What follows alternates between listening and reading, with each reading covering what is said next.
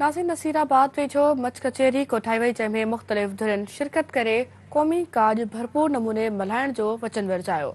शहरियुनि Sindh news सां वीचार हिन रीति विंडिया आहिनि।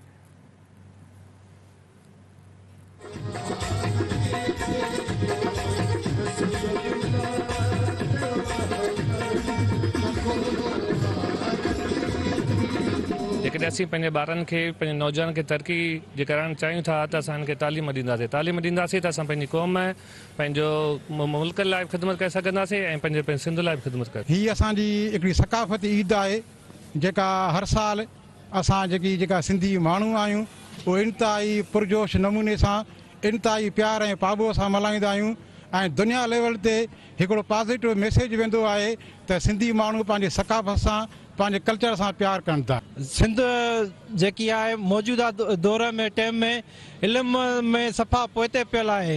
सिंध टीवी जेको ई नारो ॾिनो आहे इल्म पिराए सिंध संवारियो, इनखे असीं भली कार चवंदा ऐं 5 डिसंबर ते जेको आहे प्रोग्राम इंशाअल्लाह ताला भरपूर तौर ते मल्हाईंदासीं। इल्म जो कल्चर जेको आहे साइंस ख़ासि तौर ते साइंस इल्मनि खे प्रोमोट कजे त जीअं असीं पंहिंजे समाज खे सगारो करे सघूं। असांजा ईंदड़ नसुल तॾहिं बची सघंदा, असांजी सकाफ़त तॾहिं बची सघंदी जॾहिं उहा जदीद दौर सां हमांग थींदी ऐं उन जे लाइ सभ खां बहितरीनु जेको मोर्चो आहे उहो इल्मु आहे। बिल्कुलु जेको इल्मु आहे तालीम आहे उहो त असांजे वजूद जी बका जो बि सुवालु आहे ऐं उहो असांजी जेको सिंधी क़ौम जो असांजे कल्चर जो जेकॾहिं बचा आहे त असांजो तालीम में आहे, असांजे इल्म में आहे।